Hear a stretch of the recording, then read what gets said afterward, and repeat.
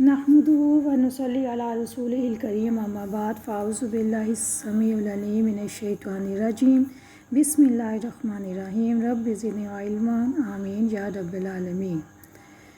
Rabbi इश्रह ली सदरी व यस्सिर ली अमरी वाहलुल उक़दतम मिन लिसानी यफ़क़हू क़ौली बिस्मिल्लाहिर रहमानिर रहीम। अल्लाहुम्मा इन्नी अऊज़ु बिका मिन क़ौलिन ला युस्मअ व अमलिन ला यरफ़अ व क़ल्बिन ला यख़शअ व इल्मिन ला यनफ़अ आमीन या रब्बल आलमीन। अस्सलामु अलैकुम व रहमतुल्लाहि व बरकातुहू। सूरत अल-बक़रा आयत नंबर 1 अलिफ लाम मीम। ज़ालिकल किताबु ला रैब फ़ीह हुदल लिल मुत्तक़ीन।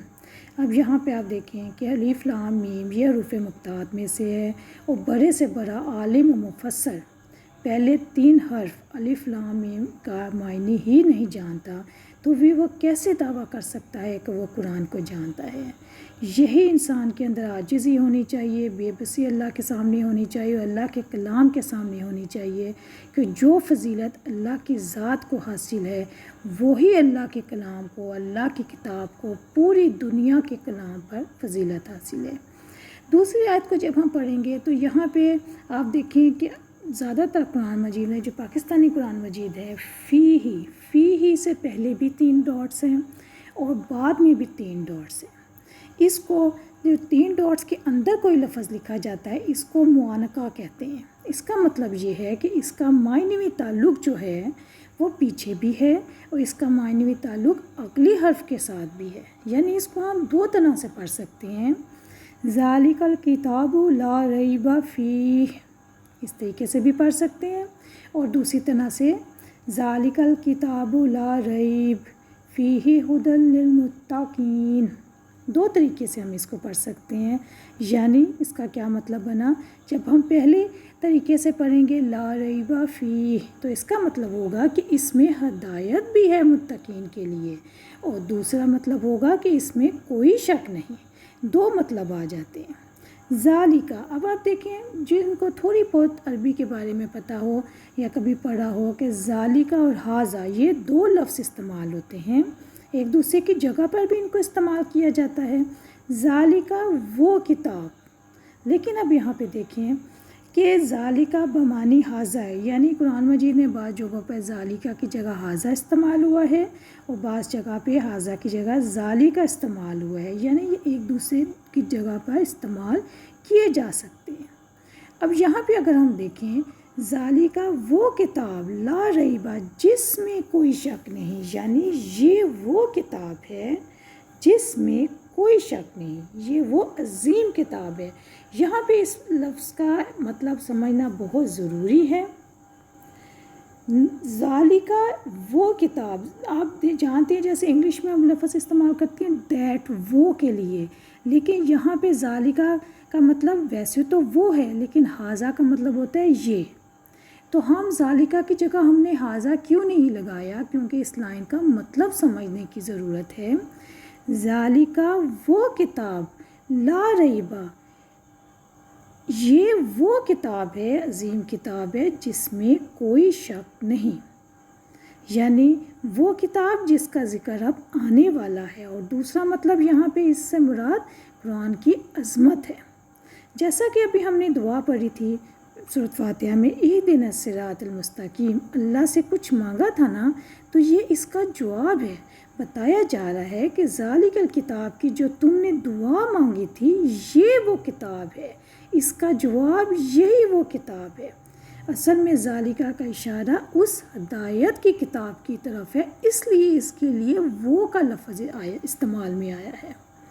कुरान पाक का ज़िक्र तौरात में भी था, इंजील में भी था और यहूदी ईसाई को सबका इसका ज़िक्र था, क्योंकि उनकी किताब में बता दिया गया था कि आखिरी नबी अकरम सल्लल्लाहु अलैहि वसल्लम आएंगे और वो अल्लाह की आखिरी किताब लेके आएंगे। इस किताब का ज़िक्र, कुरान मजीद का ज़िक्र पहली किताब में था, यानी यही वो किताब है जिसका ज़िक्र पहली किताबों में मौजूद था। यानी 2 तरह से हम इसका मीनिंग लेंगे कि यही वो किताब है जिसमें हदायत मौजूद है जो तुमने मांगी थी, और यही वो किताब है जिसका ज़िक्र पहली किताबों में भी मौजूद था, और यही वो किताब है जिसकी दुआ मांगी गई थी। यहाँ पे याद رکھیں ہم نے اس کا مطلب یہ نہیں کرنا کہ یہ کتاب ہے جس میں کوئی شک نہیں. اگر ہم اس کا مطلب کریں گے تو غلط ہو جائے گا. ترجمہ یہ کرنا ہے کہ یہ وہ کتاب ہے, یہی وہ کتاب ہے جس میں کوئی شک نہیں. اب یہاں پہ آپ دیکھیں کہ یہاں پہ لفظ کتاب کے لیے آیا ہے الکتاب. قرآن مجید میں دوسری جگہ پر بھی کتاب کا ذکر آیا ہے, لیکن وہاں پہ صرف کتاب آیا ہے اور یہاں پہ الکتاب آیا ہے. اس سے ہمیں پتہ چلتا ہے کہ جب بھی الکتاب کا لفظ آئے گا وہ قرآن مجید کے لیے آئے گا. اور جیسا کہ کتاب کا ذکر آیا ہے, حضرت سلیمان کا جو واقعہ آیا ہے, ملکہ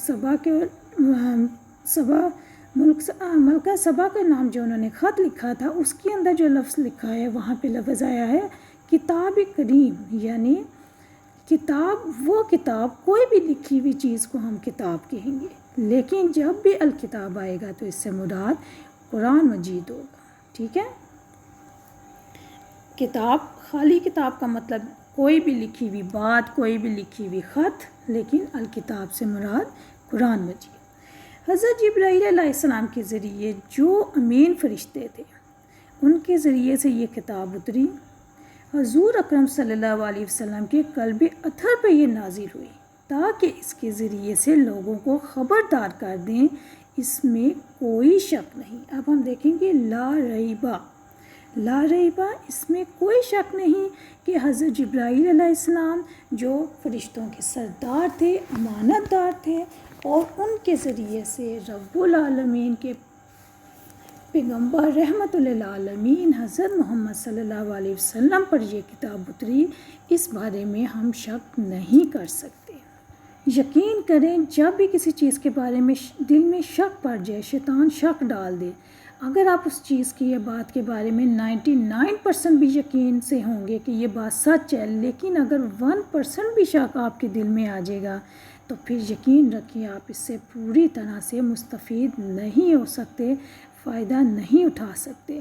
اس لیے اللہ تعالیٰ نے قرآن کی سورۃ البقرہ کی پہلی آیت میں بتا دیا ہے کہ یہ وہ کتاب ہے جس میں کسی لحاظ سے کوئی شک نہیں ہے. نہ اس بات میں شک ہے کہ یہ اللہ کی طرف سے اتری ہے, نہ اس بات میں شک ہے کہ یہ حضرت محمد صلی اللہ علیہ وسلم کے اوپر اتاری گئی. اگر ہم اس کے بارے میں کسی بھی قسم کا 1% بھی شک لائیں گے, شیطان ہمارے دل میں شک ڈال دیتا ہے, تو یاد رکھیں اس کتاب سے ہمیں ہدایت نہیں ملے گی. لہٰذا قرآن سے ہدایت لینے کے لیے پہلا یقین کرنا ضروری ہے کہ یہی وہ سچی کتاب ہے. نمبر 1 کہ اس میں کوئی ایسی چیز نہیں جو اللہ کی طرف سے نازل کردہ نہ ہو. نمبر 2 دوسری بات یہ ہے کہ یہ ساری کی ساری صحیح ہے, اس میں کوئی تبدیلی نہیں ہوئی. اور نمبر 3 نبی اکرم صلی اللہ علیہ وسلم نے اس کے اندر کوئی خیانت نہیں کی. یہ 3 یقین رکھنا ضروری ہے. اگر ہم قرآن مجید پڑھنے کے شروع میں یہ یقین کو پکا کر لیں گے تو انشاءاللہ تعالیٰ یہ کتاب ہمارے لیے ہدایت کی کتاب ہوگی.